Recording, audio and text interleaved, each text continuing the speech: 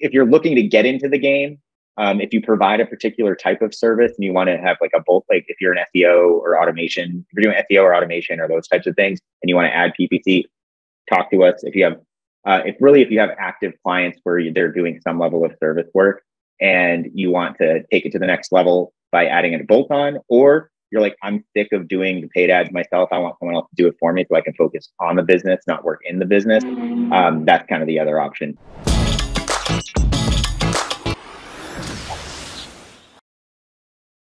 Hi, everyone, and welcome to another episode of the High Level Spotlight Sessions, where we showcase awesome marketers doing awesome marketing.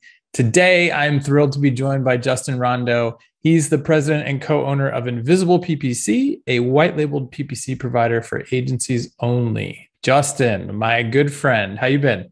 Man, I've been good. Thank you so much for having me on here. I've been eager to get on and couldn't be happier to be here with you today. Well, we are thrilled to have you on board. I think Invisible PPC has a great reputation in the industry. And you guys how long have you been doing this? So Invisible PPC has been around now for almost 11 years. My business partner and I actually bought it we've had it now for over a year at this point. So we bought it last November from Rob Warner and Joe Troyer. Okay, interesting. So that's... Yeah. You know, when I think of Invisible PPC, I'm like, I feel like it's been around forever because it has, but it got a fresh start about a year ago. Yeah, that's right. That's right. So talk to me about that opportunity. Why were they interested in selling? Why were you interested in buying? Yeah. So on the selling side of things, like sometimes like you end up running an agency by accident. I think there's probably a lot of people listening to this that have been like, I didn't expect to be here. And that was a lot of Rob's story initially when he started the company.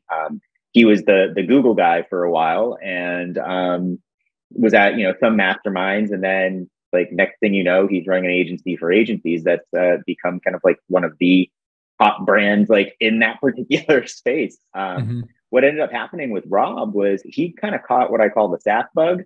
Which I think you're also trying to make sure a lot of like entrepreneurs are getting that SaaS bug. But he caught it in a different way, where he wanted to really start building out his own SaaS like platforms, like in the pay-per-click space specifically. And once that bug bites, you're like, see you later, agency. I really want to go all in and focus on that thing, which I'm sure you've heard like some of your folks even say when they're, utilizing your tool as well. They're like, wow, why didn't I do this before? Why am I so hyper focused on just services? But so when he put that up for sale, like the company's been around forever, has a great reputation, had a great business model, had a great client base. And it was actually, we were surprised it was up for sale, to be quite honest, when that happened. So kind of like all the stars aligned at that point and made some things work there and then came on in. I've worked in the agency space. So I've been training marketers and agencies for probably around like 13-ish plus years at this point.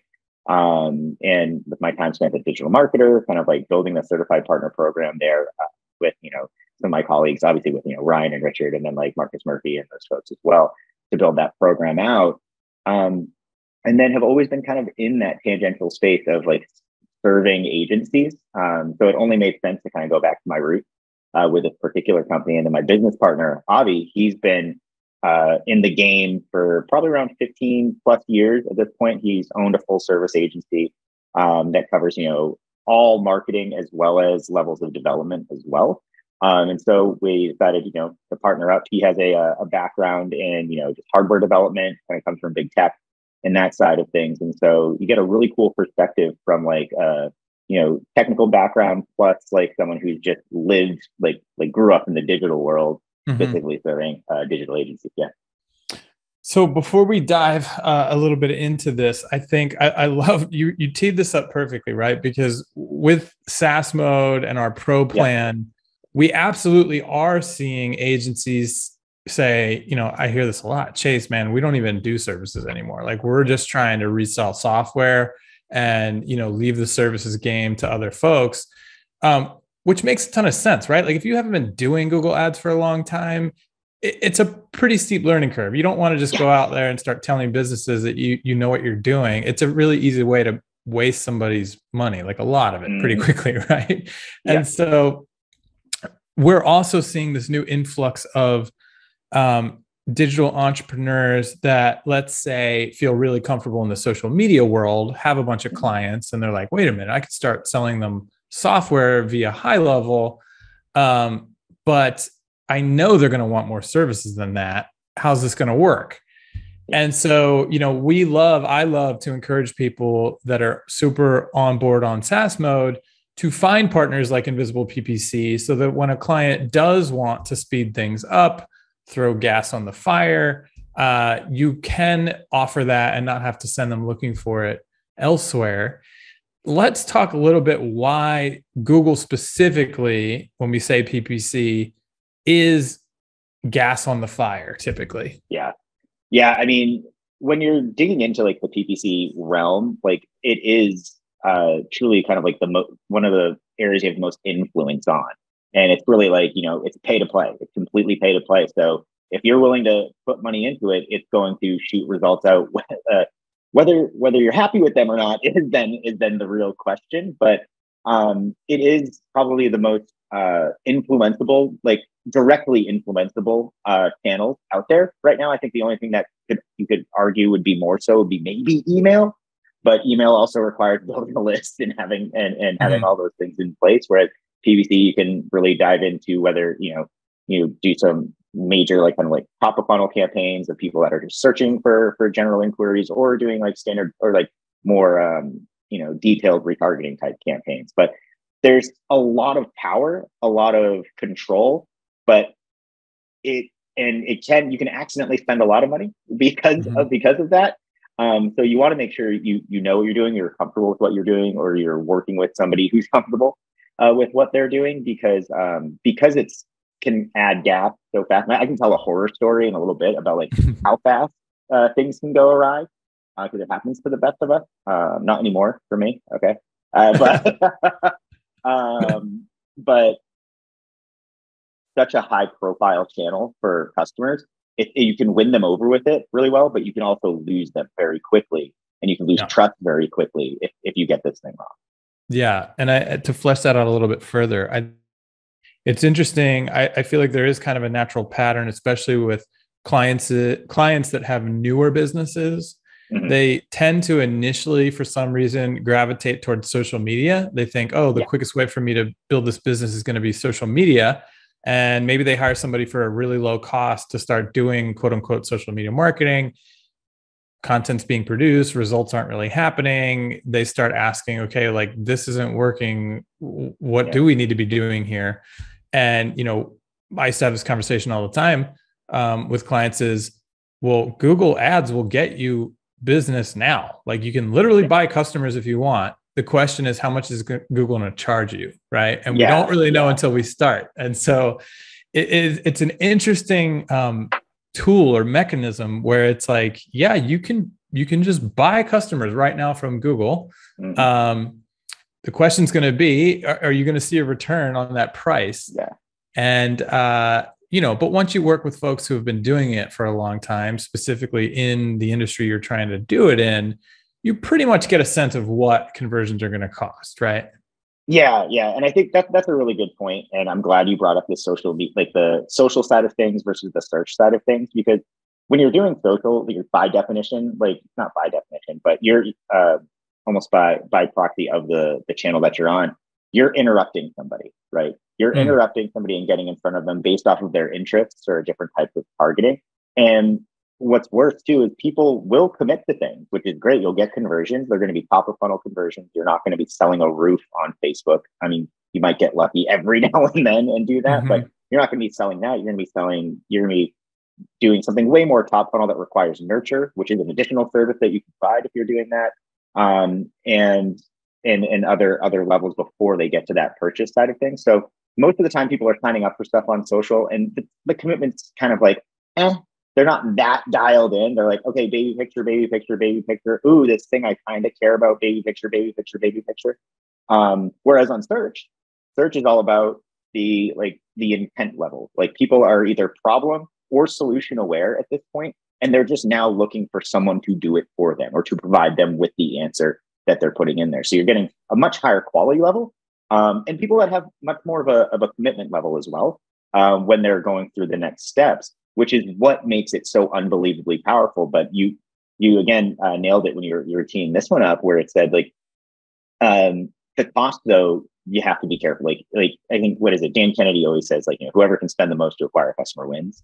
And so if you can stomach some of the costs that you're seeing on Google, great, go for it. And when you're working with people who've been in a particular industry long enough, like with us, we could tell you for like, if you're in HVAC, roofing, like chiropractic, dental, anything like, we can tell you the standard range to expect for your cost per lead. And then you can kind of work with that from there and see if that all works within the unit economics of your client base, and also what you're charging for that. So when you have people been doing it long enough, they can start standardizing things, and they can give you a level of perspective of like, oh, like your client wants this as its cost per lead. That's not going to happen. And you can make that a non-starter. So you don't put them down the wrong like road and then hurt the relationship. Yeah. So I feel like you fleshed out two really important points that I want to recap there. The first is, if you're new to this, I want to make it crystal clear the difference in intent, right?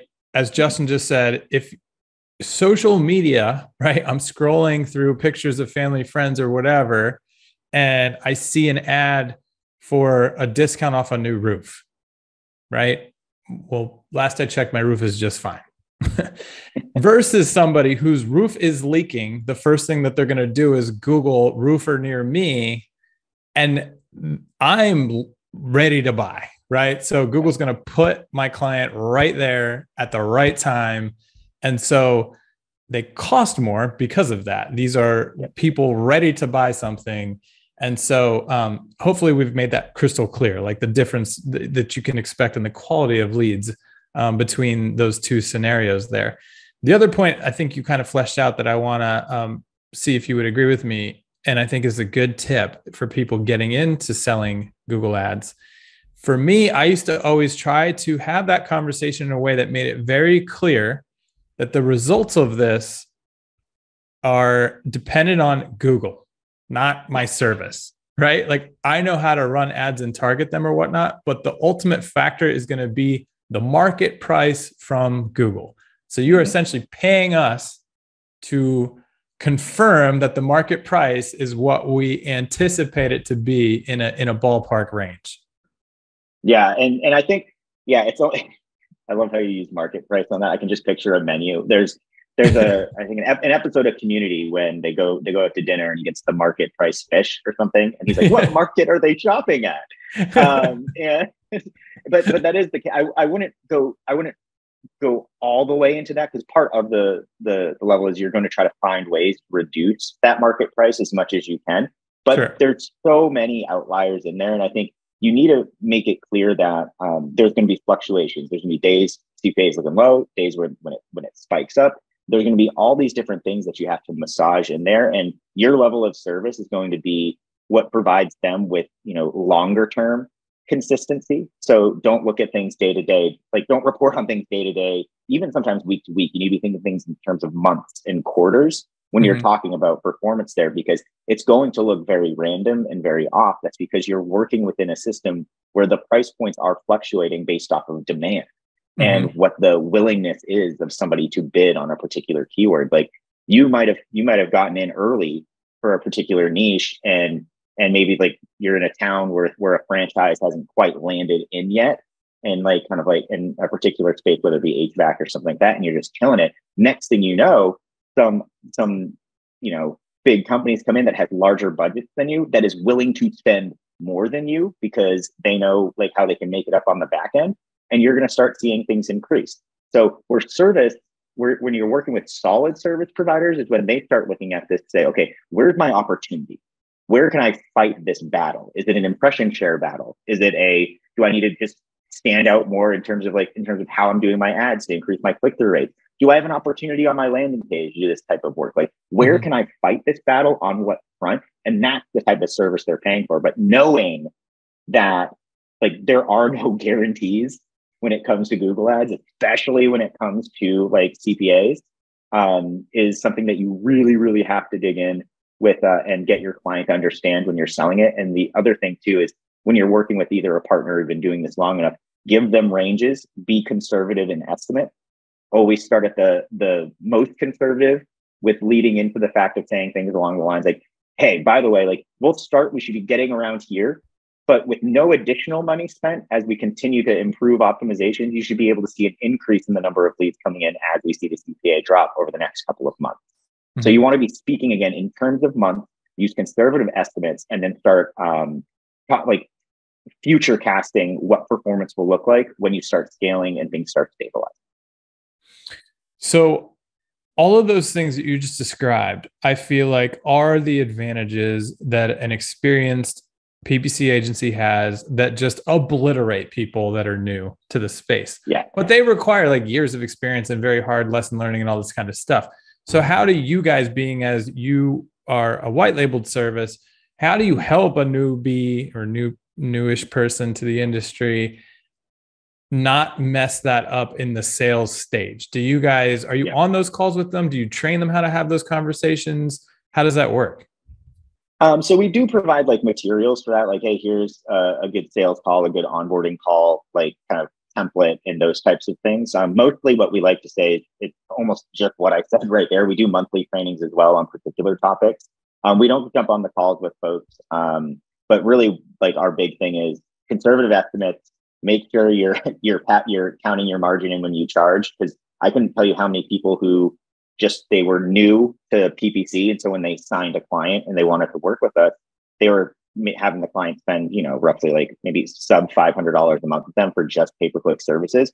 Mm-hmm. PPC services are a higher ticket item, mm-hmm. and I know that might just have come from a level of imposter syndrome for why people might have undercut it that much, because maybe they didn't feel like they would be able to do a good enough job or anything along that, but it is a premium ticket item, and you need to charge as such, especially if you're going to be if it's not something that you have internal staff kind of working on or are working with a third party vendor. Because I mean, gosh, like every time I hear someone's like, "Oh, I'm going to only charge you like $500 and we can run your ads regardless of like spend or something like that," that's crazy pants. You're not going to be able to hire somebody internally to cover that, let alone work with somebody else. So we do provide a training where we kind of break down like how you can productize PPC services, what you can charge them, what to say is included, and then how to pitch it at the end.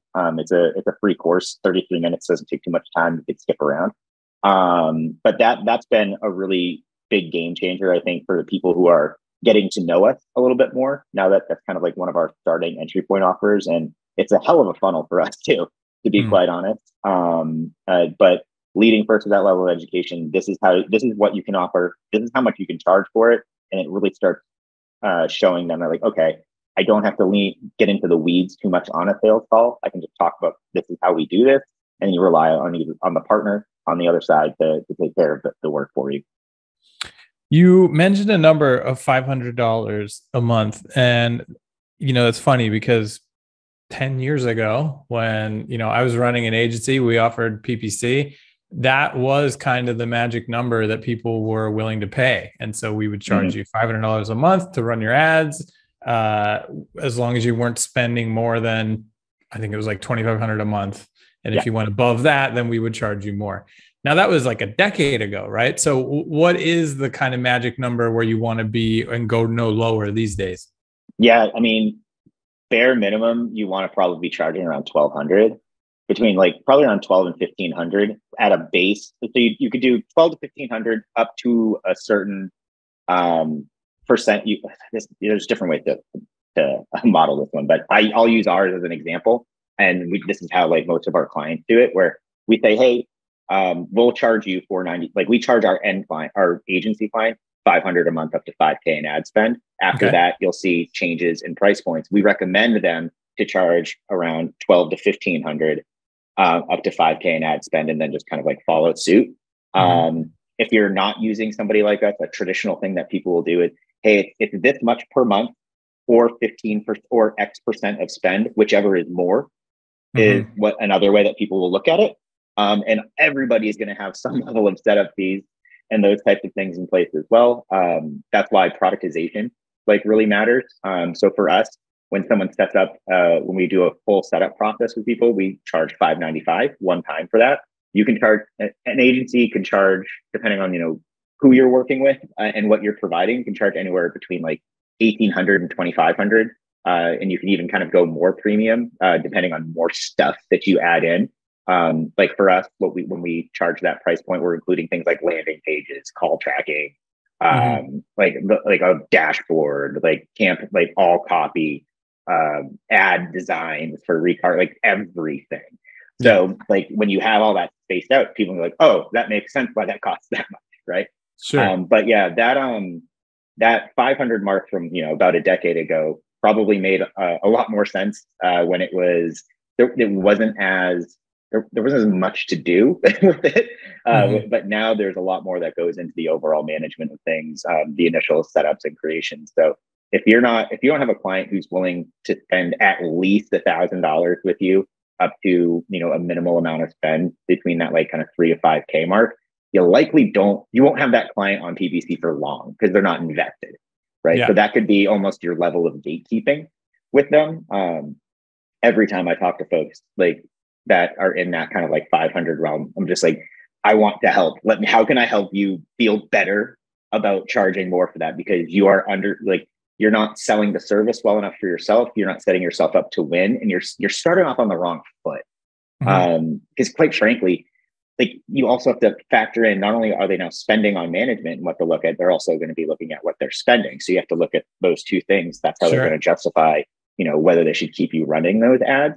And I see a lot of people, they have a hard time charging, that $1,000 to $1,500 mark. Because like, oh, well, they're only spending $1,000 or $2,000 on ads. And that seems like it's going 50-50. That doesn't look great.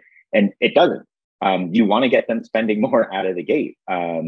You can have, we have drop dead minimums in terms of ad spend at like $1,000 a month, but that's like a drop dead minimum where you're not going to be getting a ton of data, right? Yeah. If you really want to get somebody excited and know they're going to be sticking around with PPC for at least, or be willing to stick around for the long run, there's two things you want to do. One, you want to, again, talk in terms of months, get them signed up for like thinking through this as like at least a 3-month commitment, working to kind of like that mid-level ideal scenario that you want to be at. The second thing you want to do is you want to make sure that they're committed to actually spending more than the drop dead minimum per month on ad spend, because they're just frankly not going to see the results that they should.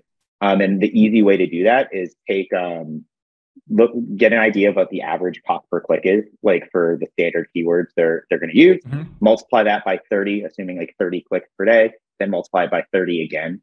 And then that's roughly what the monthly budget should be. And if they're unwilling to pay that, you can walk back a little bit, but likely that means they're not ready to invest in that just yet. Because here's like the biggest red flag that everybody thinks is a super green flag. Or like green light whenever they hear it. A customer's like, all right, I want to test it out with like $1,000 a month. And then if the numbers look great, like sky's the limit, like blank check, let's go. No client ever needs that, ever. They don't do it.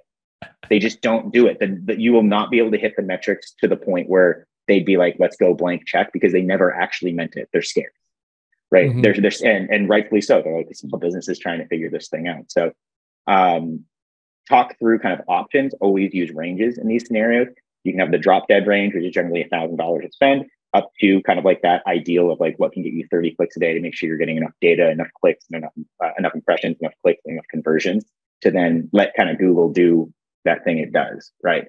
So yeah, I think I went off on a super tangent there. No, but you just illustrated a couple of key points. And the last one is exciting for me because this is a point I'm trying to make more and more as I speak with folks, which is the reason that there is such a high churn rate in services, and the reason you want to be reselling high level software, because the software they'll pay for nonstop, but a service like Google Ads, like you said, you typically don't retain them for more than a handful of months at a time, is often because you do meet the objective, right? When a client says, oh, the sky's the limit, that's no way near true, right? The average business can really only grow 30, 40% before the wheels start to come off. And so we would have clients tell us all the time, like, you got to turn that off, like, or reduce the spend or something, because we can't handle the volume that's coming through this thing.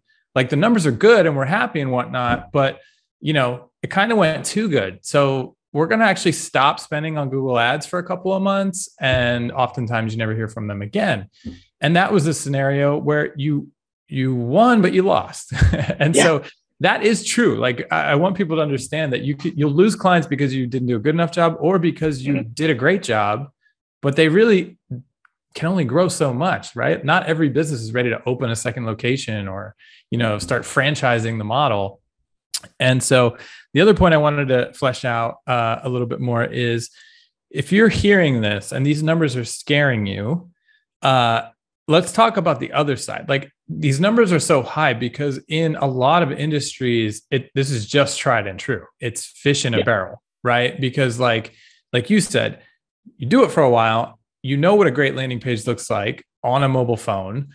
You know that there are a couple of key things that need to be there where in the right industry, there's no reason they should go to the next ad, right? My roof is leaking, my tooth is killing me, my whatever. I click that ad. If it's what needs to be there on my phone, I'm in, I'm sold, I'm a lead, right? So what are those industries where it should just be a layup? Oh gosh. So we actually have a list, an ongoing list that we update, and we have been for the length of the existence of this company for its entire timeline, which are what we call them. We call these smart niches, and we've identified 64 of them. Really and what makes them smart is the fact that there's a level of immediacy. The pain is felt. It's a very known pain that needs a solution in a very near future. And it's mainly on kind of that lead gen side of things. So that's kind of on the product side of things or anything on that side. So like you said, I think dentists are great, chiropractors. I think auto repair over the last 8 months has been insane. We had one of our auto repair clients go from just having 1 or 2 accounts with us to upwards of 11 or 12 that they just keep signing because they realize hey, we can print money using Google PPC for these clients. Another one that's been interesting, and maybe it's because of being in a pandemic for 2 years, divorce lawyers are going up. So probate law, we're seeing a lot of success there. But yeah, I know that's super sad, but it's there. And then this one's about to get even sadder, also elder care and funerals. Those are all up too. But again, there's an immediate need, and this is going to sound really crappy because no one wants to say they're not the best at what they do or anything there. You don't need to be the best, you need to be the first in this case. And so you need to make sure that your client is the first and is perceived as the best because of that. Right. Yeah. So that is your goal with this. And that's why when in these particular industries, if you can land top and then you have the ad copy all dialed in and then the landing page is all dialed in, you will convert these people. They will be filling out a form. They will be calling you. And then really it leads to kind of what happens after that, which is outside of our realm a little bit, which I think is the most epic agency offer can be on can I acquire you new leads and can I help you close those customers? If you can if you put those two things together, you're going to print money for yourself.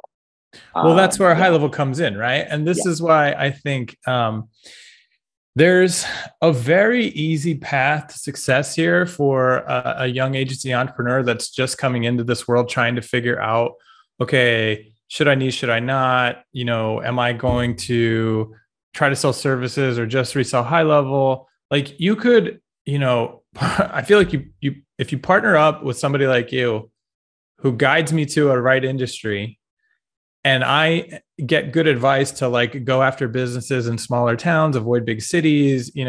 There's a very tried and true path to success of, hey, run these ads to this industry in a population of no more than this many people with this landing page behind it and these high level automations ready to go. So the cost per conversions are going to be right in this range. They're going to make this much money every time somebody books and closes or whatever.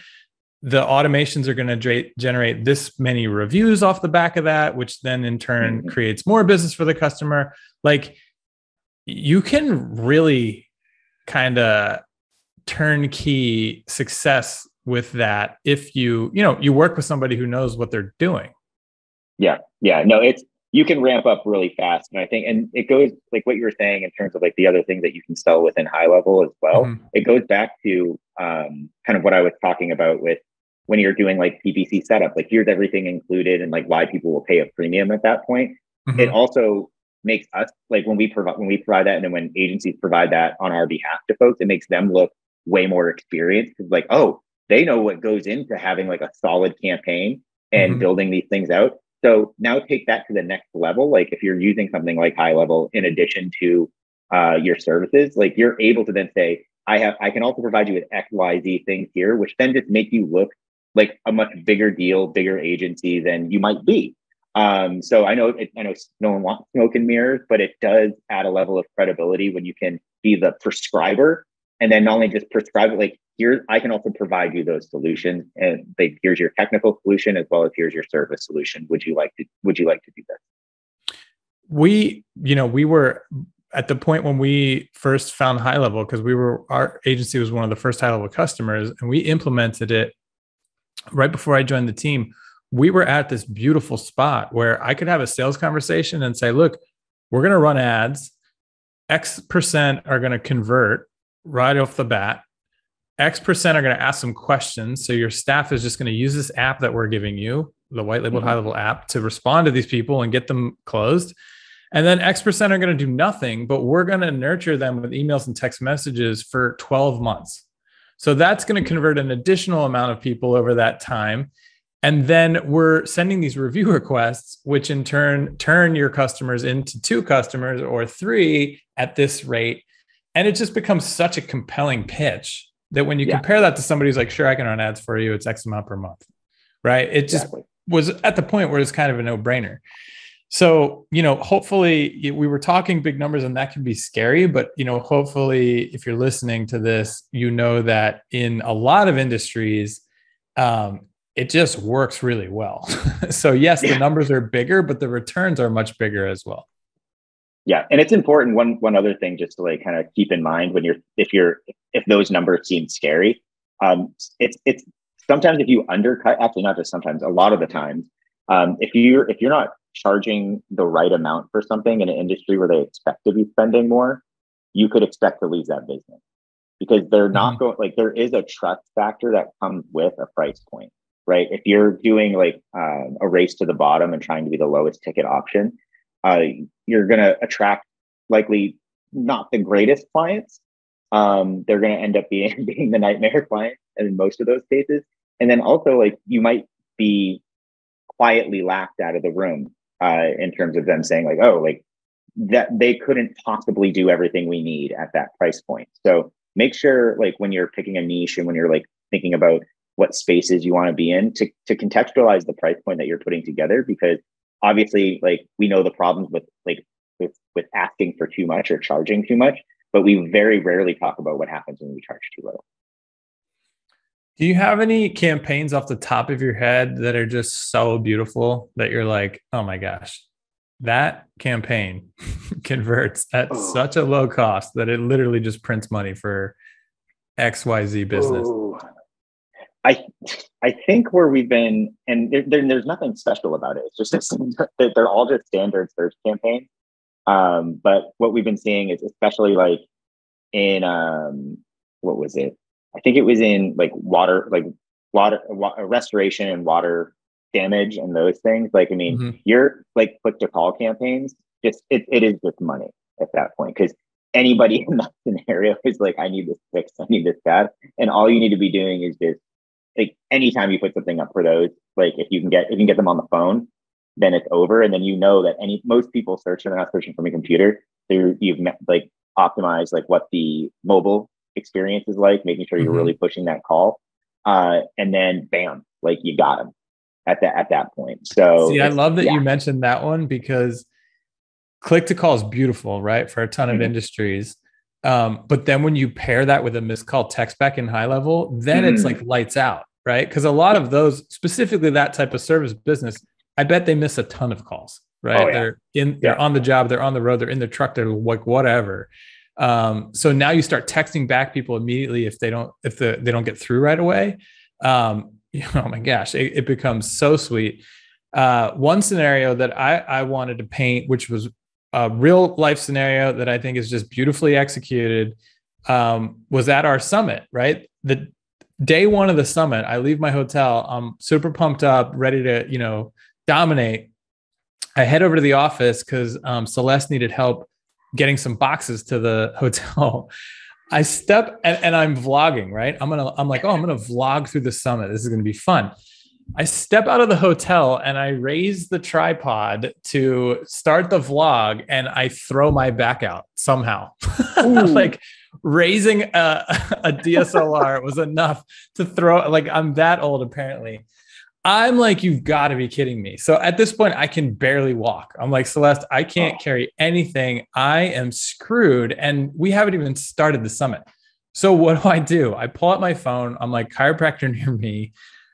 I see an ad that's like, I forget the wording, but it was like, I'm not looking for some place where I'm gonna have to go and register and do all these tests and like have insurance and all that stuff. I just need a quick adjustment, right? Yeah. So there was this, I guess it's a franchise called The Joint. They had an ad. It was like a first visit promo. It made it super clear that like I can show up and get adjusted and be out of there in like 20 minutes. So it was a no-brainer. I converted on the spot. And yeah, an hour later, I was feeling better back at the event. Yeah. But that's just, hopefully that illustrates the power of PPC in the right industry. You just have to be the first one, right?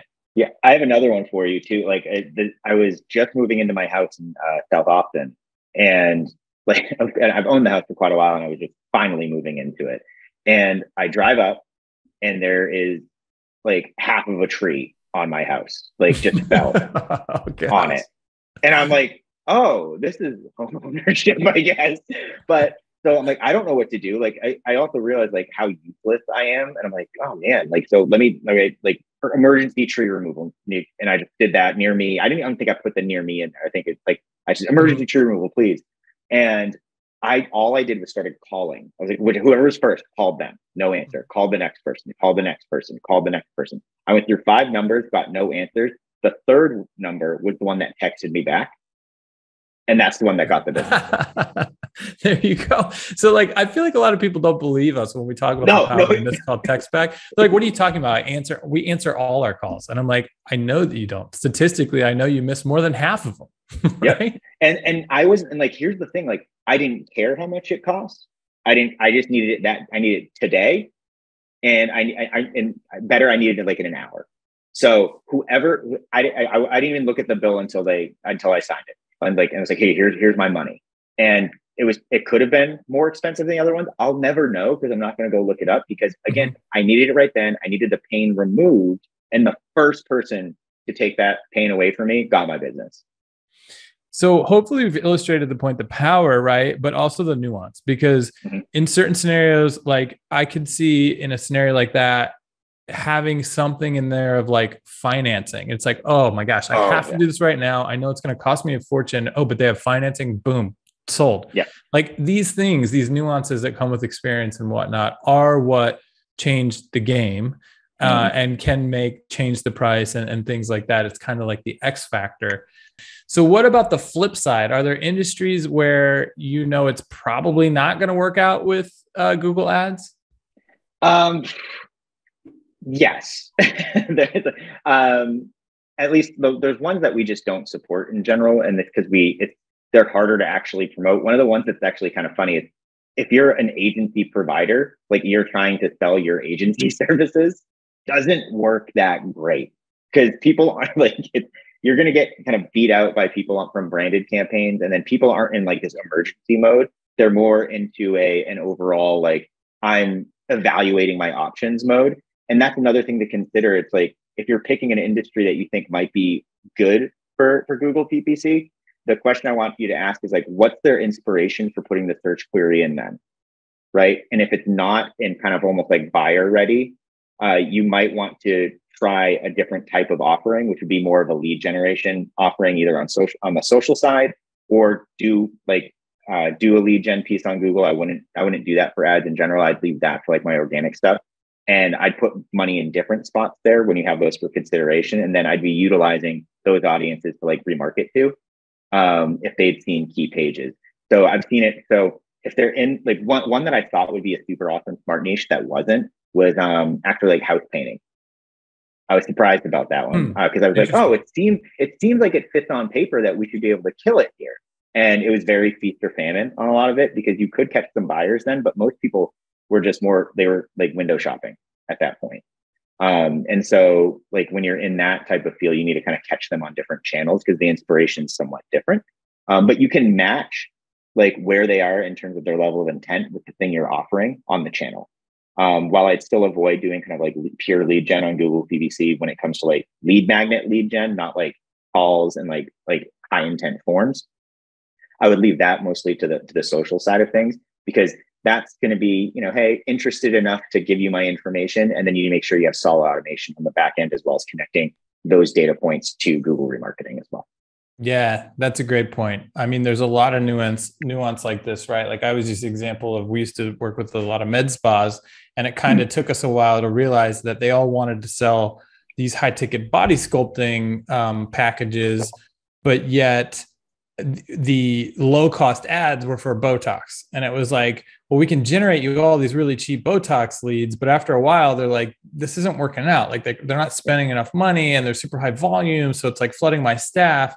So, we realized, we can create this beautiful flow of like, we sell you on a cheap Botox thing, but then we nurture you into this high ticket and it all kind of worked out. But those are the kind of nuances, again, that take years of experience or working with somebody who has kind of figured out, these things. And, in all the top niches, like they're just tried and true wording and offers and stuff. But I do think if you're listening to this and you're like, oh, this is great. Like I could just work with them and fire up a white label of high level, and it's just going to be like a money machine. That can be true. Like tree service, great example, right? Chiropractor we talked about, dentistry, right? If you all of a sudden your tooth starts killing you, you're not going to wait very long to make a decision to go get that serviced. And there's a lot of industries, like you guys said, you have like 60 of them, right? Yep, 64 smart niches. And then we have data on others that are emerging and then some potential ones as well. Is that information you guys give away? Like, can someone go to your website and download that list or something? Yep, they can. I can also shoot it over to you if you have them for like notes to the episode too, so they can get access to that. That's not like paywalled or anything. I think you might have to give us your email address to like access it, but that's about it. That's great. Well, so invisibleppc.com is the website. And I also saw over there a pop-up where there was like, or wait, maybe it wasn't a pop-up. I think it was free sales training. So that's the 33-minute training I was talking about earlier in there. Yeah, we're not asking for everything. It's like first name, last name, email, and then I think that's it. So you get off the hook on that one too. I thought that was a great offer. I think if you're listening and you're not running ads and you're thinking about getting into it, I would definitely check that out, because that's really where you can go wrong, is the sales process, setting expectations. So that's kind of where I would start. And again, if you're working with folks I would go get that list. If you were working with folks in those industries, it really can be a money machine, right? And so if you guys are charging me $500 and I know it's one of those industries, I could easily charge, $1,500 for the service and pocket $1,000 every month. And you guys are doing the work and they're thrilled because it's just, one of those industries where it just works. Exactly. It can be a very lucrative little situation there. Yeah. And on top of like kind of the lucrative side of it, the other side is it just saves you so much time, especially if you're new in the agency world or like newer into kind of growing an agency. What you don't realize is like people take a lot of time. Hiring takes a lot of time. So when you're looking at expanding services, either you need to become the expert in it or you need to hire somebody to be the expert in it, which is then very expensive and very time consuming. So that's why like these types of partnerships exist, because it's not just the lucrative side of it now that you've added this bolt-on offering, but you're also not having to lose more time in the day managing folks, mentoring folks, leading folks, and making sure that everything's kind of above board. So just so I set expectations for our listeners or viewers, I don't want to flood you with folks that aren't a great fit. I speak a lot to SaaSpreneurs who are about a model that I love, which I call the digital general contractor, which is, hey, I just provide this really great software. It does all this kind of stuff. If you want ads, I have a great network of people that provide them, and I'll introduce you to a few and you can pick them. Would you guys work in that scenario, or you don't deal directly with businesses ever? There has to be a middleman there. There has to be a middleman there. Like, one of our big things is like, we want to be the resource for the agencies, and also want them to trust us that like we wouldn't try to cut them out as a middleman. So that's another one too. It's like, no, like we only like, and also from a selfish perspective, like I'd rather talk to people who understand marketing than have to do the harder work, which is explain to like a roofer, like why you're doing marketing. So like that's kind of our own selfish thing. Yeah. But yeah.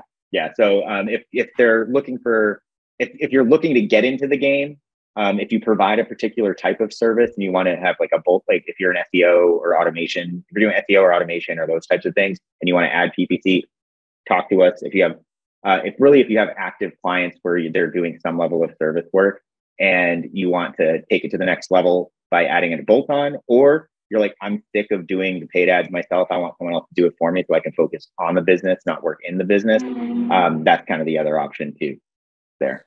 So that's another good point. I meant to ask you, it's not just Google Ads that you guys provide, right? Google Ads is our main core offering. We have started providing for select companies, like we're pretty particular on this, Facebook advertising. We do also cover YouTube as well, but we keep it pretty straight and narrow in terms of like Google's like the big one. It kind of gives us that competitive advantage. I think I've said it. You might have heard me. I think I said this on stage when we were at what was it, POD Live, where I was like you can't be good at everything, and anybody who says they're great at everything is a liar. Like it is a liar or delusional. It's one of the two. Sure. So that's why we like to be like a couple inches wide and then like 10 miles deep in terms of how we do things. But Google PPC is the main thing with some level of Facebook. But I'd come to us primarily for Google, and then as the relationship grows, like we'll also expand to different networks. But that's not what we're looking to do. Awesome. All right. Well, if you're listening and you are providing some level of service, you're interested in firing up PPC campaigns, invisibleppc.com is the URL. Justin, thank you so much for coming on, man. Oh man, thank you so much, Chase. This was great. All right. Look forward to seeing you soon. And thank you guys for watching. We will see you in the next one.